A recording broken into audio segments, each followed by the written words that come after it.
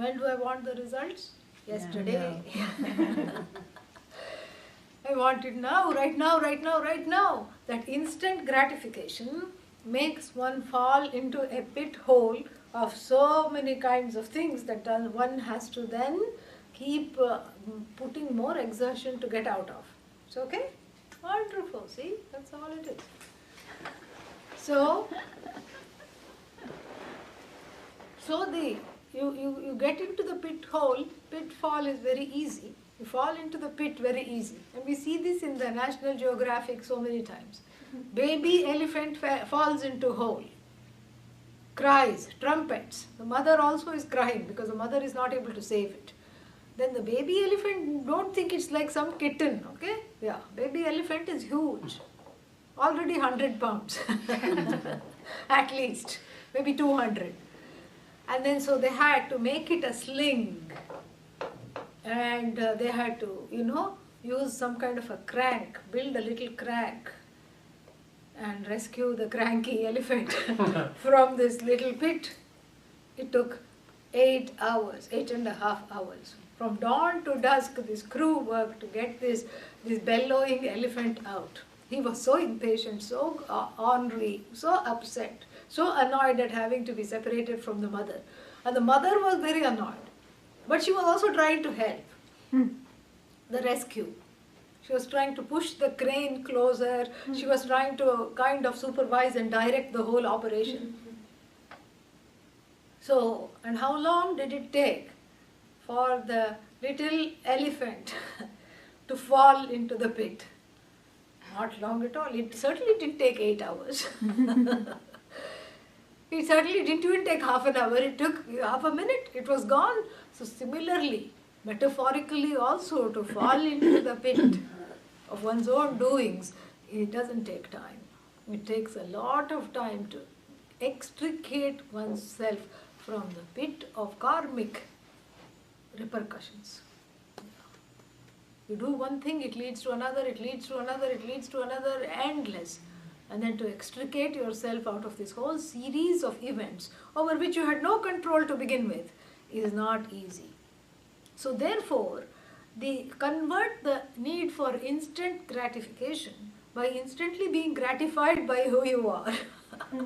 I become connected to the here and now gratification. Cha means what? And. Amushmikam, amushmin, means what? Amushmin means in the hereafter. Because usually people have two kinds of desires. The first kind is to be fulfilled in this lifetime alone, and the second kind is to be fulfilled where? In heaven. In heaven, afterlife. In fact, they say that is my true home. Then why are you here? Taking up important resources that other people could have used. Already resources that are scarce. Why are you here? This life is some kind of a detour or what?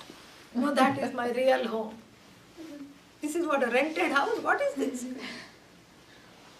No understanding, So there is all these desires to go to heaven. What for we don't know.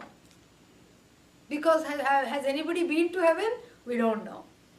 Because nobody has come back to say it's a wonderful place. You should give it a try. And while you're there, see these particular sites. Nobody has come and given this, and definitely attend the concert of this nymph called Menaka. She's a great dancer. Nobody comes and says that. Still, without any kind of proof, one wants to go to heaven. That body survives what is called death. Is itself subject to so many doubts? No, we don't know that. And that if it survives, it will go to heaven, another big doubt. That there is a place called heaven, another doubt. That it is forever, no doubt, because everybody seems to be convinced about it. And there is also no doubt in our minds, because that which is forever cannot be a location. And that having gone there, after crossing all these doubts, that having gone there, I will like what I see. Maybe I am bored every day, music, dance, how boring. Maybe I can't wait to come out of there. No, knows, but still there is this heaven-bound express. Not moksha express. Swarga express. Swarga means heaven. Our own version of heaven. And useless things are talked about in the first portion of the Veda. Or in the Quran, or in the Bible, or in any other, scripture. What is for us, useless means from our point of view. Like the Veda says, because I don't know the other scriptures as well as the Veda. The Veda says, crows in heaven have teeth. So what? First I had to be afraid of them flying around, now I have to be afraid there of them biting as well, because they have teeth. Useless things like this. And there, you hobnob with all the devatas. You're invited for tea. You have chai with Indra. Big deal.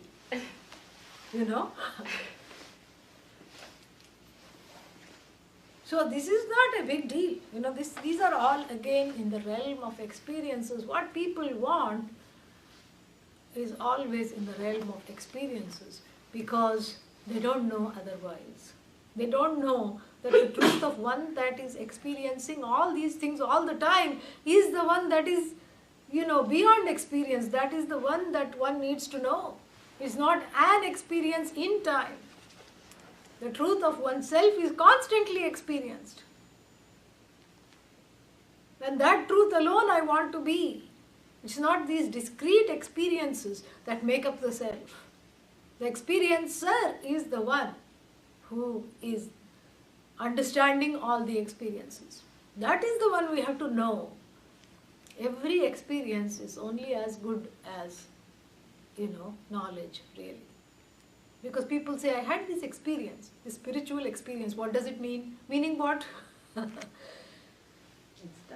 It's I want to know what it means. Meaning I want the knowledge behind it. Experience is not good enough. First of all, it's finite, it comes and goes. So I'm like an experience hunter. In the forest of my own understanding, I'm sitting there waiting for the experience to come so I can capture it. How long can you capture the experience? As it has a beginning, it has an end, it is finite, it ends. And if it ends, what do I want? That which doesn't end. You are the one that which doesn't end. In and through the experiences, what is there is you. No experience is you, the experiencer is you. In between, you are not the experience. Experience resolves into you. That you, do you need an experience to say I am? No, that's always there. That is what I mean beyond experience, because that I am is always experienced. Anubhuti swarupaha. It is in the form of experience alone. And in the form of experience alone, we have to understand the truth of this. And this experience, this desire or this penchant for discrete experiences, including spiritual experiences, still means that one has not gotten out of the mode of being an experience hunter. An experience hunter is still a karta, a doer. Because once you hunt the experience, you want to experience them and you want to become one with the experience, there is doership involved. And once you become one with the experience, how long is it before you become two with the experience? Not very long. And so therefore what? Give up. Tyaktva, having given up. Next line, tyaktva means having surrendered, having renounced, having given up, having said bye-bye to what? Two kinds of desires. Desires to be had right now, to be fulfilled right now, meaning as long as this body is there, and desires for after body, afterlife. There is no, what is this afterlife desire? This afterlife desire is just this heaven. So, it says give that up. Why? And two reasons are given. One is, let's look at the easy one first. Karma sanchayatvat. Karma sanchayam. Sanchayaha. From ching, chayane, second conjugation. Chayaha, masculine noun. And when some is added, what does that mean? Very well. Sanchayaha, nicely collected. Nicely collecting what? What comes before Sanchaya? Karma. So what is happening in feel. In hunting these experiences, you're further collecting karma. You're not collecting the experiences, you're collecting the fruits of the karma exhausted for the collecting these experiences. So you think you're exhausting karma, no, you're collecting karma, and that is exhausting. How am I collecting karma? Think about it. Something goes your way, then what happens? You do something. Then the fruit, then the pressure makes one cross dharma, let's say. It is okay to do this, but you have to flub a few things, you have to tell a few fibs, or this is a favorite with the teenagers. I'm not going to lie, but I'm not going to tell what it is. I'm going to be silent on the subject. But inside that is not truth. Withholding is not, you may not have actively told an untruth, but you are withholding what you should have said. You're not giving the information. And if you're not coughing up the information, there are repercussions to not coughing up the information. And what kinds of repercussions? One is immediate repercussions. Inside there is uneasiness, like, oh, that doesn't feel too good. I went ahead and did what I wanted to do without telling anybody, but I'm not enjoying it. How come? There is this feel of dis-ease within. I don't like it. I don't like myself. That is called immediate phala, immediate repercussion. And then there is also long-term repercussion. What is the long-term repercussions? Nobody around you will trust you. Yeah. Whether you are an individual or a politician, this is the long-term repercussion. Because this is the thing, just not saying anything doesn't mean withholding the truth is not telling the truth. Is not telling the truth, You think, oh, I'm telling the truth by withholding the truth. That's not true. And so therefore, there are these kinds of consequences of action, because the desire for the action created a pressure to withhold the truth, to suppress all the facts. And then what? And then if one gets away with that, then there is a greater, boldness to cross more things next time. In fact, that becomes the high. How much can I get away with? Is anybody noticing? How much can I get away with? And anybody starts from parents to includes everything, shopkeepers, everything. This is what happens. And so therefore, this whole action is not wrong, but the motivations for doing the action and the results gotten thereof are both suspect to increasing one's karmic load. Karmic overload is increased. Why? Because if I get results of action which I don't like, that means I try harder next time. Or I try to subvert the action. So I don't follow dharma in going with the action. I don't follow what is correct, what is right, what I know to be true. So I flub over, I gloss over what is dharma. And therefore what? I attract a result of karma called papa. No translation. You can say pa, that's all. No translation. Results of wrong actions, actions that are not keeping in keeping with the laws of dharma, because the law of dharma we don't say is a mandate of God, it is a manifestation of God.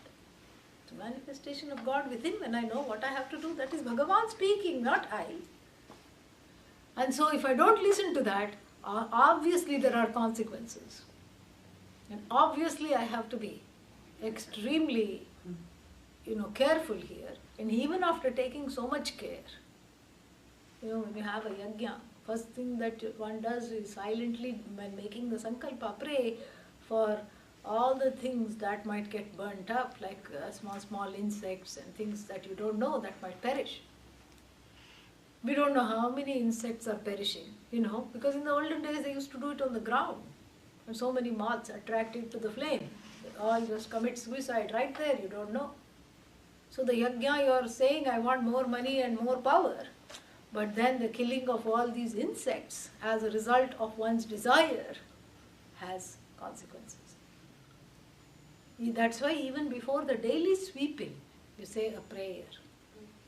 That during the daily sweeping and cleaning, you are escorting certain things out.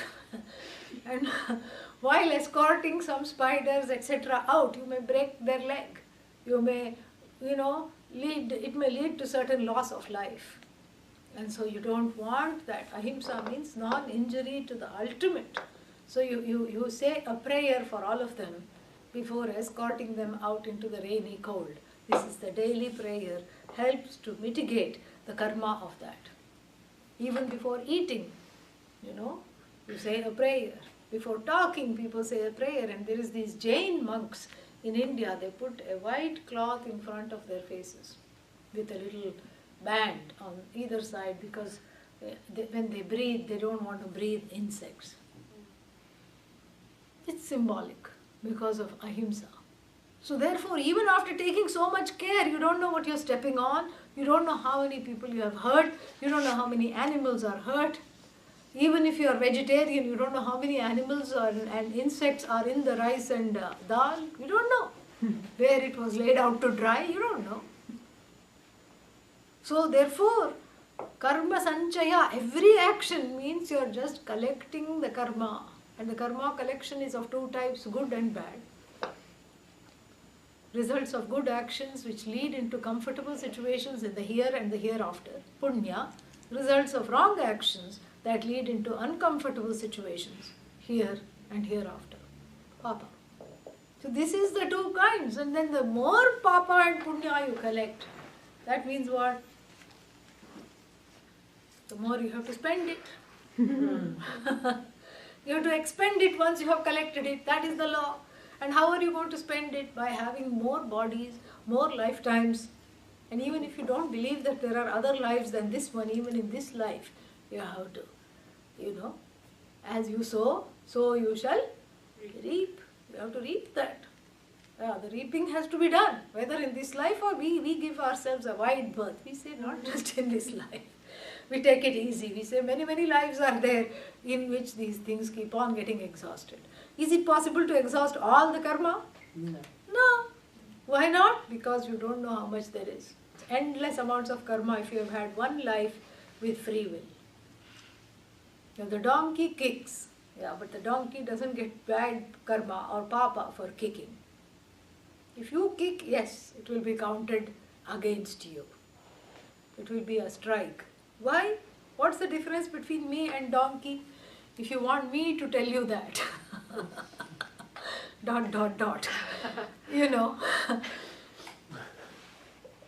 The main difference is that you have free will.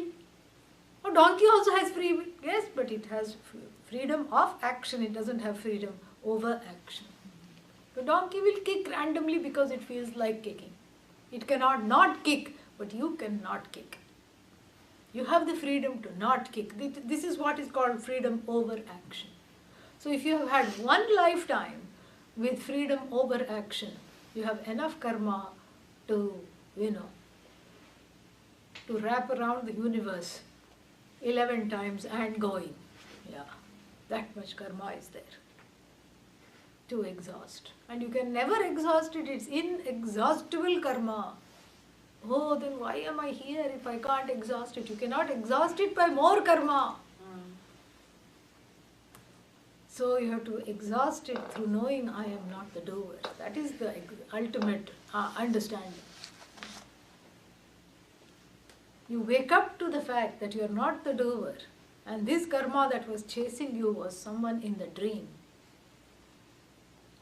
In the dream, if there are 3 fellows chasing you, and you are flailing around, and somebody wakes you up and says, no, it's a bad dream, here, have some water, what's wrong with you, it was a dream. You say, oh, thank God. Oh, thank God, because they were really catching up, they were so close to me. And then you drink the water and then you continue to run? No. Why it took so long to say no? Huh? Is there any doubt? We were envisioning the situation. Once you are awake, then that was the dream, this is the reality, correct? Yeah. So when you awaken from the dream that I am the doer and I am connected to the doership, that means all the karma falls and you don't have to keep running anymore. You don't have to keep avoiding the chasing karma phalas because you know I am not the doer. So how do I wake up to this reality? You have to listen to the teaching. That's all it is. The teaching is what wakes us up, wakes one up to this reality. I am not the doer.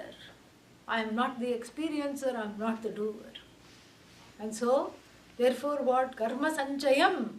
So the main reason to give up the desires here and hereafter is because each desire calls for action.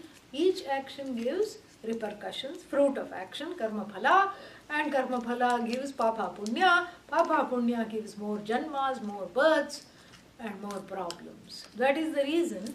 Right now, let go of the instant gratification now, and then amushmikam. Amushmikam means what?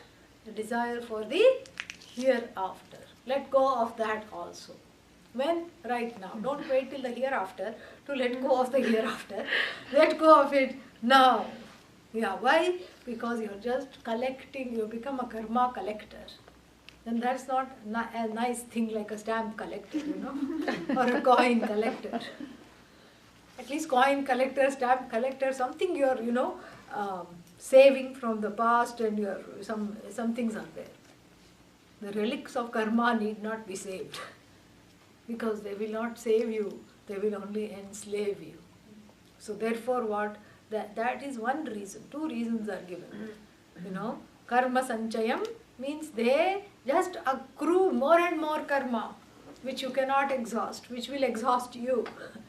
And then the second reason is what? Tapa antam, that which end in hot tears. Tapa means heat, pain, distress, anxiety. When? It's a dead end. So anything that is finite is tapa. Tapa means it does not bode well. That is tapa. It doesn't bode well because it ends in, a exercise of the calories. All the calories are exhausted. You are exhausted. Everything is exhausted. Karma is accrued. And then what? They just end in despair. That is called despair is antapa. Despair. Desperate measures, desperate results, ending in despair. Because everything is a dead end. I want to live happily ever after. Ever after is if you want to live happily, you have to say now. Now I am happy. Ever after means what? Whether it's ever after or hereafter, it's a dead end. And if in order to live happily, what do? You live unhappily in order to live happily. This is what is called ends in suffering, ends in despair.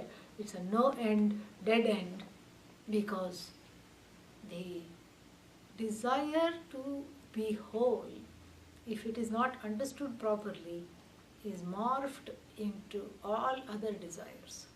It masquerades as the desire for this, that, whether they are objects or whether they are notions or beliefs. It morphs as that. And so the layering of this, what is it called?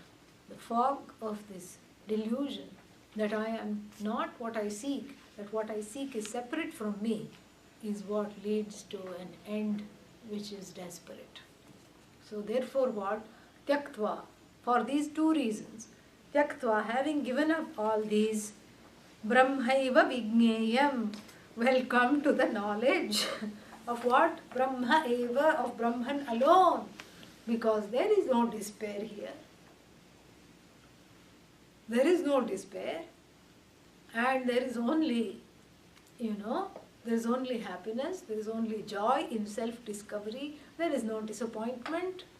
So come back to the knowledge, leave karma, come back to the knowledge. And with that we come back to this, discussing this duality. Advaita-advaitavadau dvau Advaita-advaitavadau dvau Sukshma-sthula-dashangatau Sukshma-sthuladashangatau Advaitad-mokshasyat Advaitavadan-mokshasyat Advaitavadan-mokshasyat Iti Iti Vedanta-dindimaha. Yeah. And then, because see the actions, this is also connected to the one before, that there are two kinds of vada. Vada means sayings, beliefs, contentions.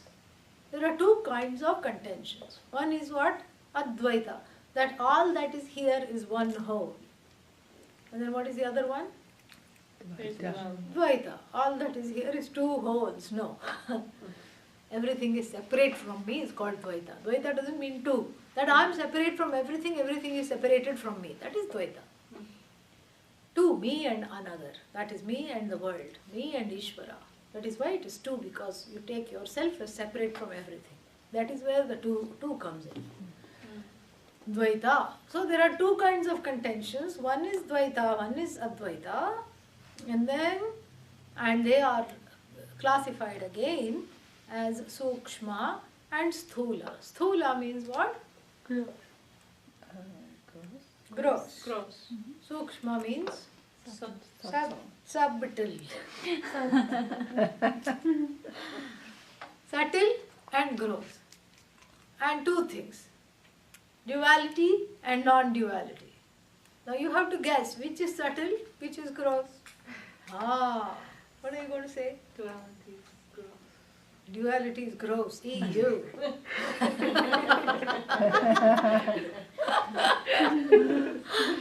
And therefore non-duality is what? Subtle. Subtle. Subtle means what? Difficult to sense. Right? Yeah. Like an aroma. Now what is this? Is this vanilla? Is this pineapple? Is it butterscotch? What is this flavor? You can't get your sense on it. You cannot wrap your sense organs around it. What is this? Subtle. Whereas the object itself grows. So non-duality is sensed but cannot be objectified. Therefore it is subtle. And the duality, the grossest thing ever.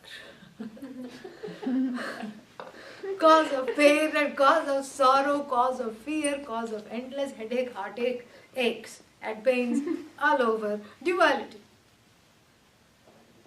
And why is that gross? Because that is what is immediately evident. Correct? I am separate from this flower. You know? And so as long as this flower is in somebody else's garden, then a sad person comes out. The whole world, this is duality. The whole world is divided into mine and not yet mine. This is the duality. So when will this become mine? People sing songs also. When will you be mine? You know, what is this mine? It's a land mine. That's what it is.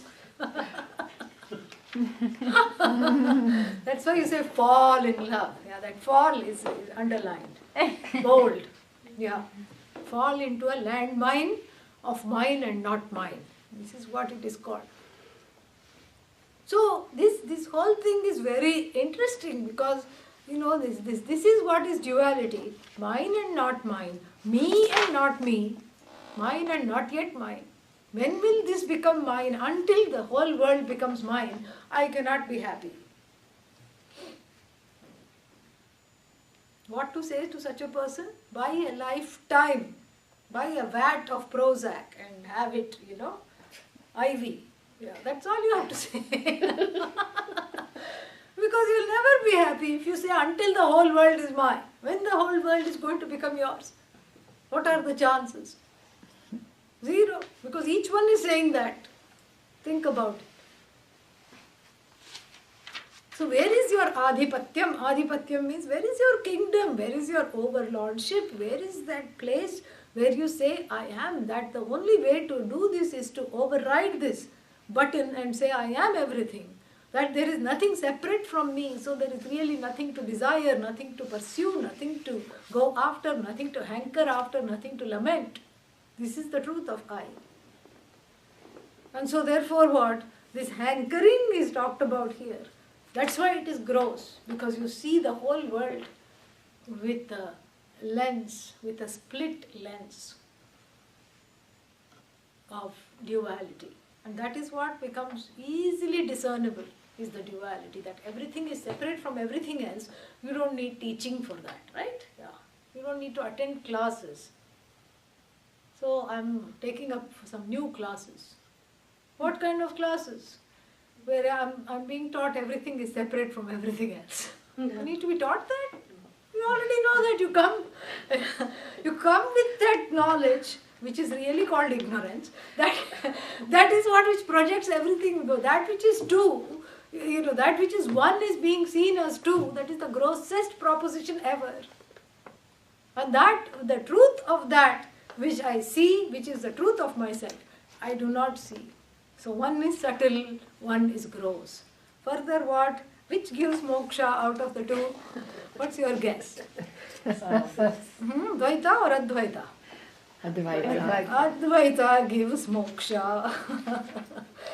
So Advaitat, due to Advaita, because of Advaita, and what? Moksha syat. Moksha syat means happens. Moksha happens because of Advaita. Thus is the drum beat of Vedanta.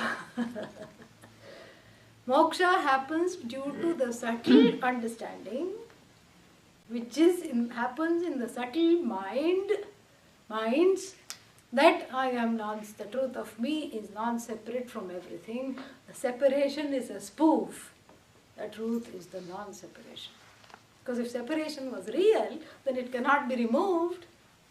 But it is removed each time you sleep, there is no separation. Right? Mm-hmm.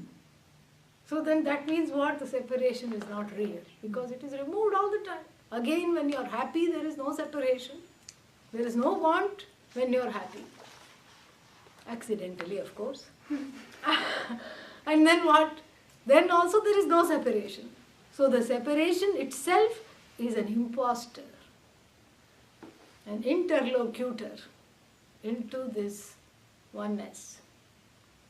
It's aropita. The separation is a superimposition. The oneness is the truth. So therefore, the oneness reigns, the separation, the bluff of the separation is called. This is the teaching. So that which is apparent is not to be taken as real. It cannot be. Because we have different orders of reality. If you say flower is real. Is it real? Yes, I see it. I can sense it. I can hold it. With 3 sense organs, I am experiencing this flower. It is real, you can say. And then if you keep holding it, wilted flower is real. Already there is a change taking place. And if I keep holding it, compost is real. See, already from flower to wilted flower to compost, it has undergone changes. And perhaps if I stay still long enough, another flower plant will grow in that compost in the same hand. Then the plant becomes real. And out of that bush, another flower comes, another flower becomes real. What kind of this shifty reality? Not shifting reality, shifty reality it is. Keeps on shifting, that's not reality. That's politics. That's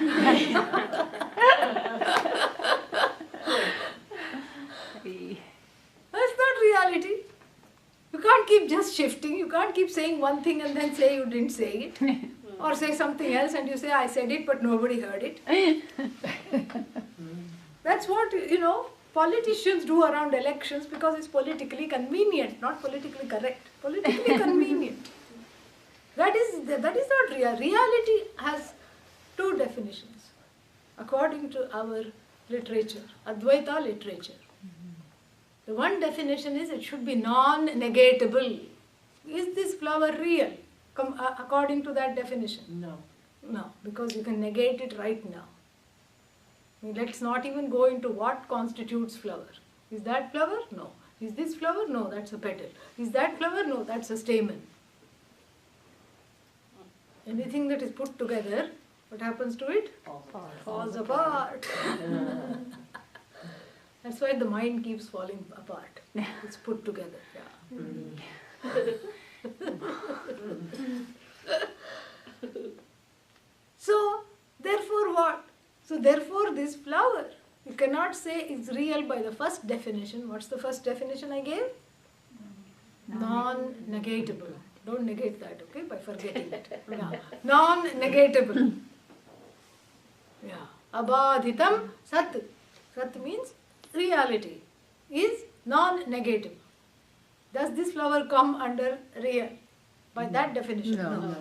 The second definition is trikalepi tishtati, remains unchanged in what we call the past, present and future. Does under that definition, does this flower count as real? No. Okay. So that is the first order of what we call reality. Sat, unchanged and unchanging and non-negatable. That's the only order of reality. There is only one thing that can, come under this definition. What is that? I. That Bhagavan is you alone. I. Because if I say, are you here? What will you say? Yes. And if I ask you that yesterday, what would you have said? Yes. If I ask you tomorrow, what will you say? Yes. Trikalepi tishtati. Is there in all 3 periods of time? And then, what is the other one? Non-negatable. Can you say, I'm not? No. Keep saying, I'm not. What happens? You're just advertising yourself. See, both the definitions fit only one thing and one thing alone in this universe, that is you. You are unlike anything else. There is nothing other than you. There is nothing beyond you. There is nothing like you. There is no another you. That alone is for all 3 periods of time. That alone is unchanged. That alone is uncontestable. That is the only thing that cannot be improved upon. That is the only source of what we call consciousness. There is no other source. That is that consciousness. Oh, that's kind of nice. Yes, it is. Very nice. So that's the one order of reality called Sat. Only one thing comes under this definition of Sat. What is that? I. Then we have another thing called Asat. What is Asat? Not I. No, not Sat. Look at it linguistically first. Not Sat.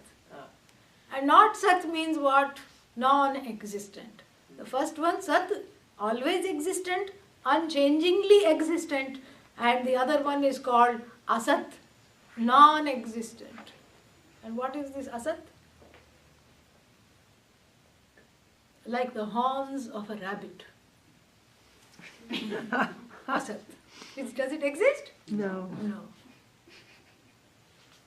But this is how gullible kings in India were, bamboozled into giving their daughters away to enterprising young men. The princess was depressed. This was in some small kingdom in Bengal.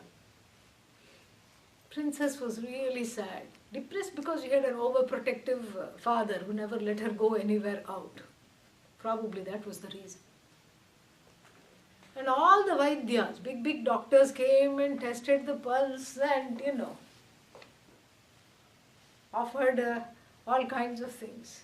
They did Ayurveda, nothing happened. They tried Chinese medicine because Bengal, close to China, and nothing happened. Then they tried, aqua therapy, just put the princess on bread and water. Nothing happened. She was unchanged. Then the king, of course, issued a dindima. What is dindima? Proclamation. Not Vedanta dindima. Another kind of dindima. What was that? If anybody cures my princess, I will marry her to Anybody who's able to make her cheerful like she used to be when she was younger.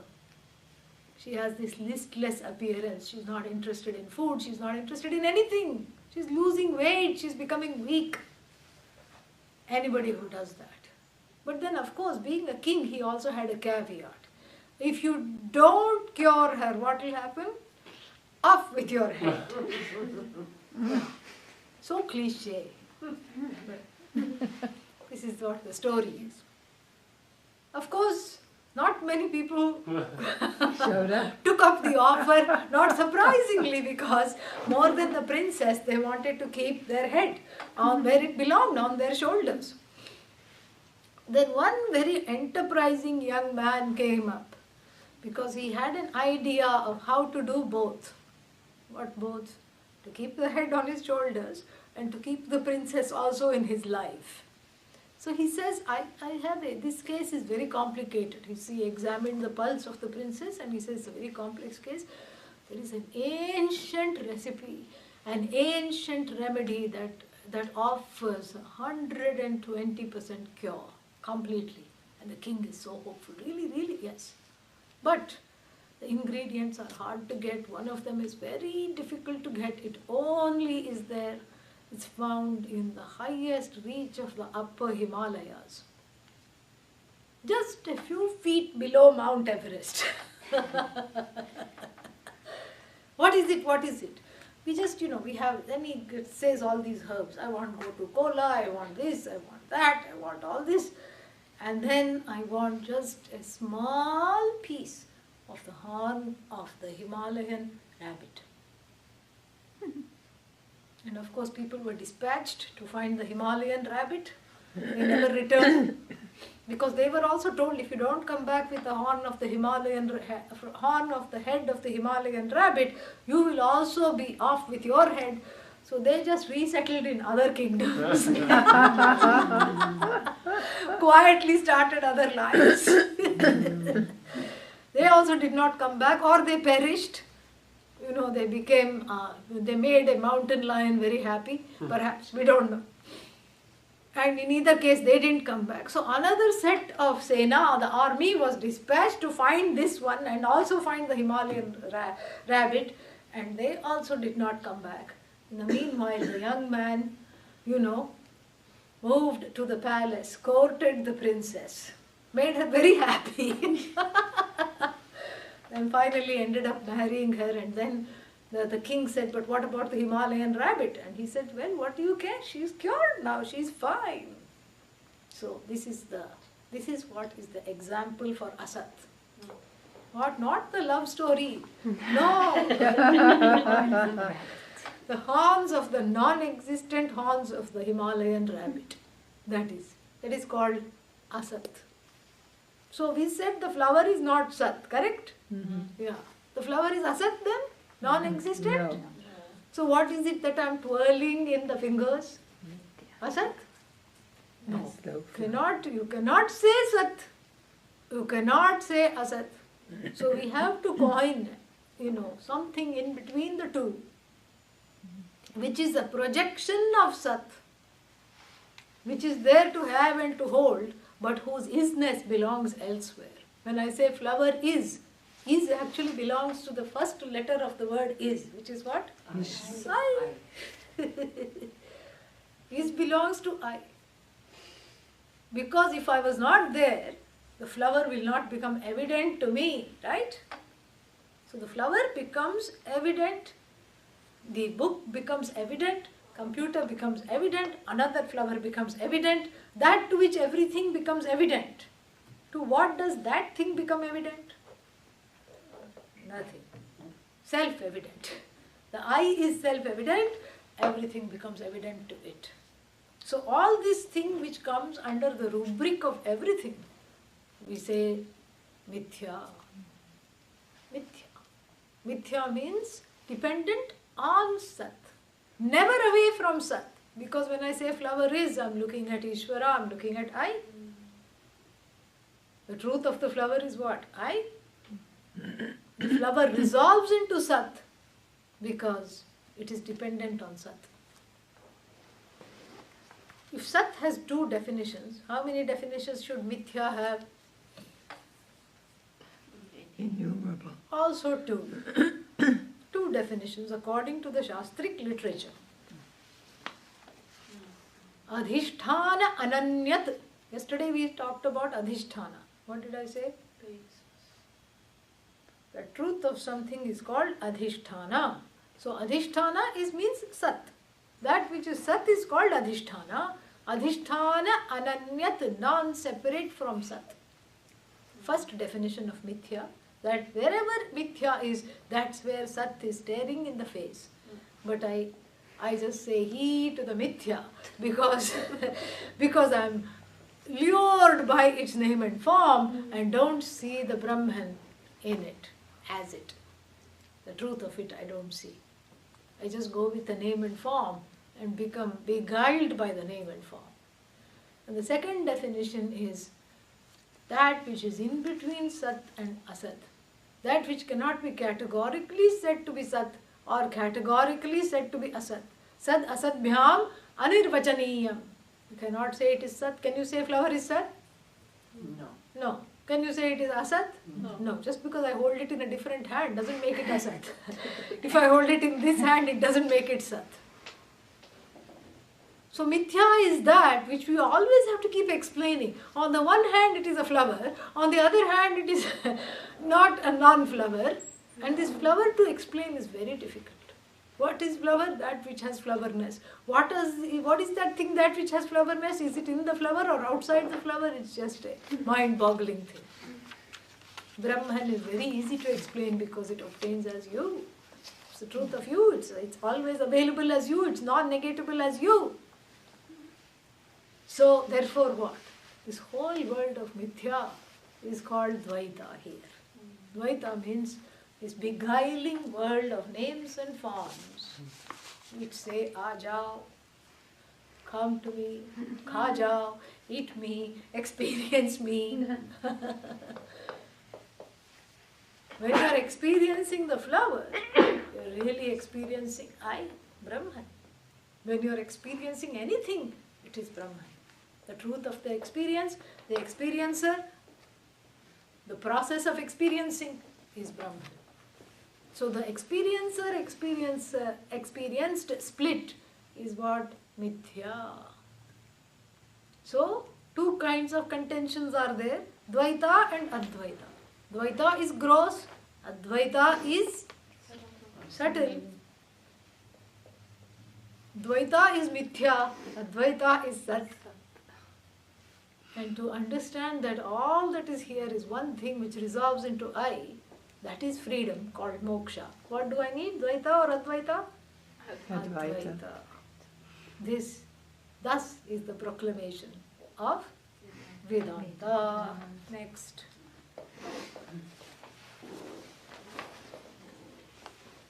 Karmino vinivartante. Karmino vivartante. Nivartante upasakaha. Nivartante upasakaha. Jnanino na nivartante. Jnanino nivartante. Iti vedanta dindimaha. Yeah. Karminaha means the people who are given to karma, who are addicted to action, is called a karmin, a doer. Nivartante, they come back. For what? For more. What more? More karma. They come back for more karma. They come back again and again, lifetime after lifetime, because the reason for the human incarnation is to gain the freedom from this Dvaita. To understand that I am Sat is the reason for the human incarnation. If that hasn't been understood, one keeps coming back because the lesson hasn't been learned. So who all are the people who come back is given in this verse. Very nice. Karminaha vinivartante. The people who are addicted to action and says doing is everything, I am the doer I am, they keep coming back to do more. Because why do they keep coming back? Because they have accrued so much results of action. To expend them, they keep taking bodies. Plus they don't know the truth of themselves. That ignorance makes them have desire, and that desire makes them have bodies. Because even though one leaves the body, the desire travels in a subtle body called Sukshma Sharira. So the unfulfilled desires make the pressure to reincarnate as something or the other. So that's why sometimes the desires are long-standing. You don't even know where they came from because they're not explainable genetically. Anyhow, you can't explain where this desire has come from. It has come from a long, long time ago. Karmino vinivartante. The karmins come back. And then what? Upasakaha cha nivartante. Who is upasakaha? The meditator also comes back. So one person is the doer, correct? Who keeps doing. And the other person says, I'm not going to do anything, I'm going to meditate. And the meditation is also a doing, correct? It's manasam karma, it's mental activity. So meditation as a way to clear the cobweb so that I can listen is a very different thing because it's preparation to gain the knowledge. But if it's used instead of the knowledge, like some people do, that I'm going to replace the knowledge with meditation, what will happen? You will come back as a hermit crab because you meditated so much. Yeah. So, you'll come back. A peaceful life form, but you'll come back. And then what? Karmino vinivartante. Then who else comes back? Upasakaha cha nivartante. They come back also. And then what? Jnaninaha. The people who have knowledge. Jnani is the one who has self-knowledge that I am one with everything, that I am Advaita, I am not separate from anything, I am the whole, I am the truth. They also come back? No. Because why? There is na nivartante. They don't come back. And this itself deters people from coming to the next class. Next class only they don't come back. Why? Oh my God, after death I am going to disappear. I'm not going to disappear. You never appeared to disappear. Oh, but I just celebrated birthday last month. You know, you didn't appear to disappear. What was born was the body. What is going to go is also the body. In other lifetimes, the body went, but the you that wasn't resolved into the whole kept coming back to gain new forms. But who is the truth of you? Ishvara. The truth of I is Ishvara. So even with the body you are Ishvara. Without the body you remain as Ishvara. Natasya pranaha utkramanti. The pranas don't keep coming back to have something to accomplish. There is nothing to accomplish. Gaining the ultimate desire, which is to be one with the whole. Gaining everything that I want to gain. There is no reason to come back. So your choice. You want to be a karmin, you want to be an upasaka, or you want to be a jnani? Jnani. Okay, on that good note we will stop.